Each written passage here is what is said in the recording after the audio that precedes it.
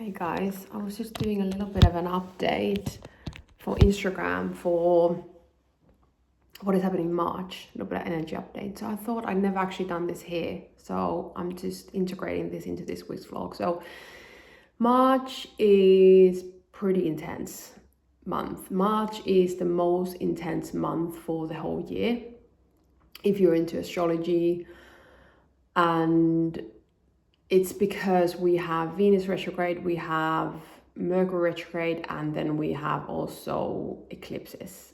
And all of these are obviously happening at the same time, which just creates that more intensity. And if you felt like the beginning of the year has been incredibly slow, it has been, because we had a Mars retrograde beginning of the year that just ended, and Mars is all about the planet of action. So I feel March is always almost being this launch pad for 2025 and really pushing us to evolve and grow. March, I think, will definitely set the stage for the whole year, and it's going to really push us to evolve. And if this is probably one key advice, if I can give you to this for this year, is the fact that allow yourself to let go of anything that is not serving you anymore. And I feel March is pushing us all to let go of any relationships, any limited beliefs, any unworthiness, anything that is stopping you from just taking the action on those things that you want to take action on. And eclipses always operate in 6-month cycles. And sometimes I've noticed that we set these intentions 6 months earlier, and then there's another eclipse, because eclipses happen, in 6-month cycles.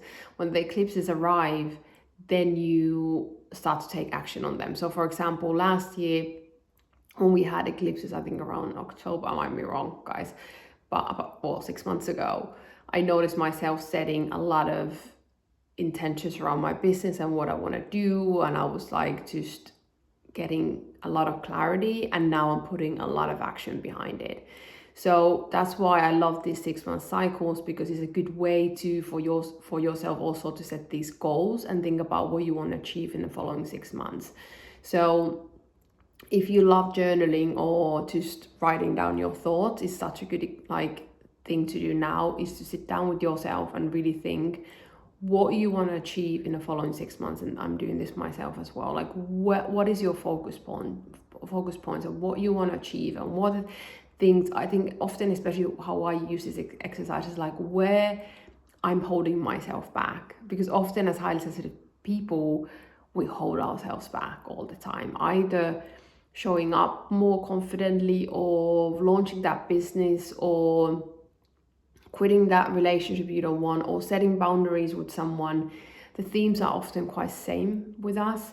So this is a really good moment now to start setting those intentions and goals for the following 6-month cycle, and then kind of put them somewhere you can see them, and then reviewing them in a 6 months time. So yeah, let me know, guys, if you want me to do look at these updates occasionally. I'm not full-blown astrologist, but I've been studying this for a very long time, and I think how I love using astrology, because it creates awareness. Sometimes when we're navigating a lot of change in our lives, you just kind of feel quite like you don't have any control of what is happening. And what I noticed where astrology really helped me is I would know, for example, okay, it's eclipse season, so things might be a little bit intense, or it's a Mercury retrograde, so things might be a little bit slower. So it just helps me to always be mindful with myself and not be that hard on myself if I just know the stars are not aligning. So even now with my relaunch of my business, I waited until Mars retrograde ended, because I wasn't feeling it. I wasn't inspired. Initially, I was meant to launch in January, but I'm like, I'm not going to go against the energy, because that often creates so much suffering, and it's created so much more suffering in my life because I'm going against what is. So just learning to really tune in, because sometimes I think we have this intentional knowing, and we know we're tired, or we know that we're not meant to do something, but then we in the society, we're so conditioned to operate from the masculine energy, which is always go, go, go, and push, push, push. So I think that's why just actually having something almost concrete, and I know people don't think astrology is concrete, I believe it's a science, but that's a whole other conversation. But having just these nuggets of information that you can rely on, at least has helped me a lot. So yeah.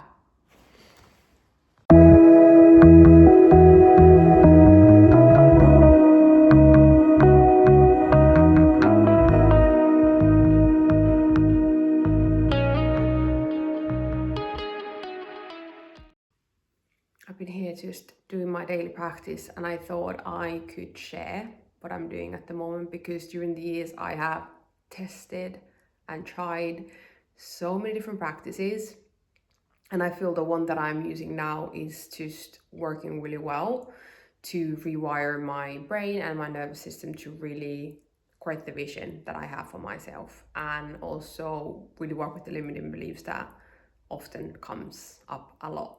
So what I'm doing at the moment is I normally create a vision for each year. So I have a 2025 vision, and then I break that vision into quarterly visions. And based on my quarterly visions, I create a letter for myself. Some people call it scripting, there's different names for it. I personally don't like the word scripting because people think it's very spiritual, even though there's a lot of science backing this up.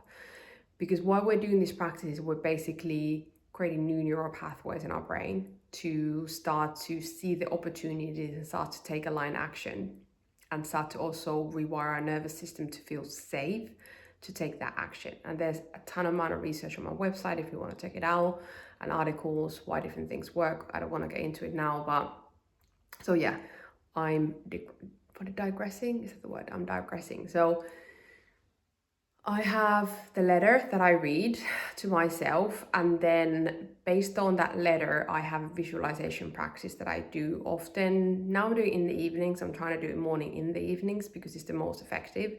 So ideally, you'll be doing your practice always straight when you wake up and just before you go to bed. And why is that? Because when we're trying to change our habits, we need to work with a different brainwave state. So I'm trying to keep it simple. So when we are in this active state, is a beta brainwave state. But where our subconscious mind, so all of our limiting beliefs, all of our fears, all of our programming exists, that is in a lower brainwave state. Because the majority how we operate, how we behave, how we feel, that gets developed, all of our patterns between the age of 0 to 7 years old, and that is when our brain is actually in a different brainwave state than now. So that's why, for example, hypnotherapy is very effective. That's why meditation, that's why the breath work that I teach is very effective, because we're basically allowing our brain to get into a state when it's the most adaptable. And that's why doing the practice first thing in the morning, the visualization, and just before you go to bed is very important. If you have a vision board, which I also have, I normally look at that vision board just before I go to bed and just before I wake up, because again, our brain is in a mode adaptive state. And there is actually a neuroscientist who talked about the same thing. I'm going to add a link if you want to check it out, because she's saying exactly the same thing. So then the last step of this is I have an EFT tapping practice, emotional freedom technique, because especially for highly sensitive people, we have so many limiting beliefs, there is so much fears of showing up. And this is where I was stuck for many, many years in my own journey. I wanted to do all these different things, but I had so much fear. And I just kept thinking how other people can show up and take these steps. And I'm like, I couldn't. Every single time I tried, I started to self-sabotage myself. I started to experience a lot of shame, a lot of uncomfortableness, like all of these emotions just kept pulling me back. And I started to make myself smaller again. And last year I got really effective with this practice, and I could notice so much difference now. Like nowadays, still fear comes up, limiting beliefs comes up, but I can just right away go back to my practice and then they will not take over me. And that is the difference. You will never get rid of fear or insecurities or these negative self-talk. You will never fully get away from it, but what you can do is you become conscious of that when that happens, and then utilize these tools to manage them.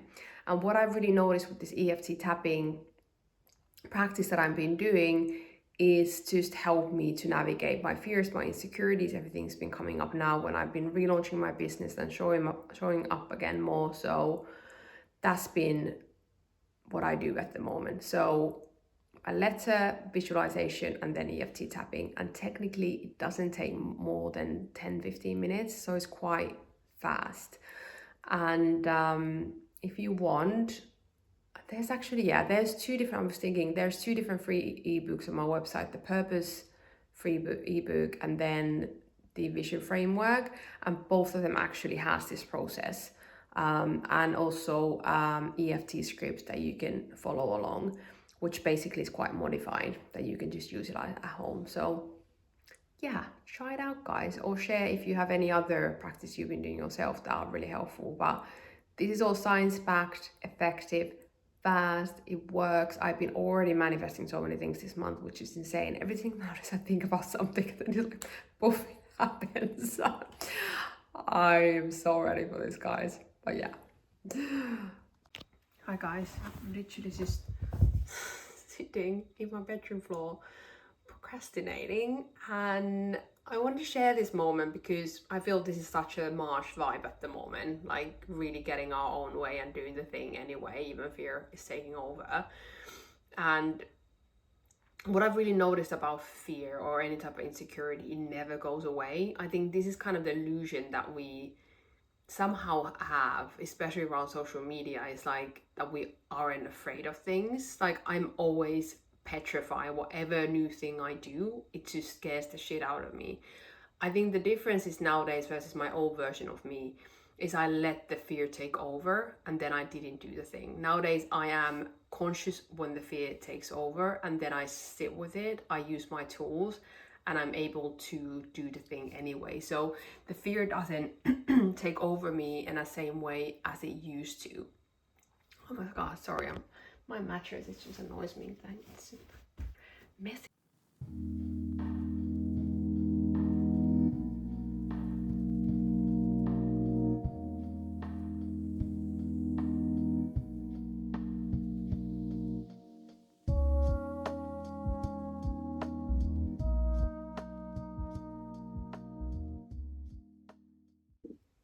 Hi guys, I was just getting ready and I was thinking about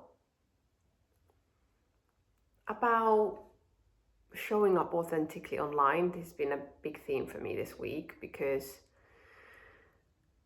I have been showing up a lot more again in socials, and also thinking about a lot what I want to do with YouTube and what kind of content I want to create. And I feel like past year I've been on this journey of trying out different type of content in YouTube and figuring out what feels the most authentic to me.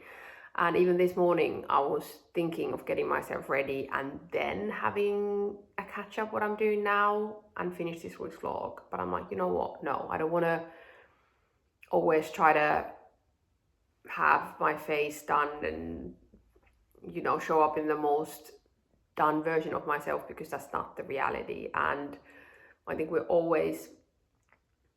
from a spiritual perspective, I believe we're here to evolve and grow. So we're always navigating something. And I think especially now, all of us are kind of navigating a lot of bigger things. And probably one of the biggest things I want to do with my Pivot community and all of my social media content is to break this illusion that we aren't always evolving and growing. Because I do feel at the moment a lot of people feel alone in their struggles and alone navigating life. Because I do believe, and that's why I love astrology, we've been challenged a lot more at the moment than we normally have been. And so I do think we're all just here at the moment doing quite a lot of this. Even yesterday I noticed in myself is I had a chat with my friend in the evening and I told her that, well, she was asking how I'm doing, and I said I'm doing really good, and how amazing is actually to say those words after a very long time not being able to say that. And then I had a chat with my dad this morning, quite an emotional one, and I kind of needed to remind myself that you know, life is life and things are always happening, and it's not a bad thing. It really isn't a bad thing. I don't think we should even aim to get to the point in life that things are always okay, because they aren't. And what has really helped me so much, especially last year when things just completely fell apart, to have a different mindset around change and have a different mindset about life. So I don't see nowadays, like, if something heavier happens, that it's a bad thing. I'm like, okay, that's just life. That's just life. And I've also learned to, I think why I love sharing is because when we internalize things, that creates that suffering and pain, because there is this separation. This is the separation between what we're showing to the outside world, what we feel within. And I'm trying to break that separation within myself. And that's why I've been sharing very openly this week about on Instagram about fears and like my own insecurities, and because they will never go away. They will always go away. I do certain things, and then I kind of navigate that fear, and then I'll have that fear, then I do a new thing, and I have a fear, and then it gets released. So it's, if you want to really live the most authentic and aligned and excited life, things are gonna pop up and different emotions gonna pop up. But I think when you learn to just accept that they're emotions, and you learn to sit with them and allow them to pass through you, and not try to like almost hide them for yourself, I've noticed that has helped me so much in my own life. And that's why I wanted to do this video now, because I was like, I'm not gonna again put that like everything is fine, and then when I feel like there's stuff that's definitely happening with my dad at the moment, which is life, but not even pretending, which already made me feel so much better when I was like, you know what, it is what it is. It's just life, it's relationships, it's growth, it's evolution. We're always in it. So I'm gonna finish this vlog here. This very deep chat once again. Never ending. Happy eclipse season. Buckle up, guys. I hate to be the bearer of bad news, because sometimes I feel like I'm always just, every single time, I've been years I've been talking about this, like, it's gonna get intense, it's gonna get intense. It's still there. Mid-April, guys, things are gonna get a little bit easier, I promise. But yeah, it's eclipse season, so it's always fun times. But I'm sending love. I hope you're well. Thank you for being here. Thank you for watching. And I'll see you in my next vlog. And I hope you're well.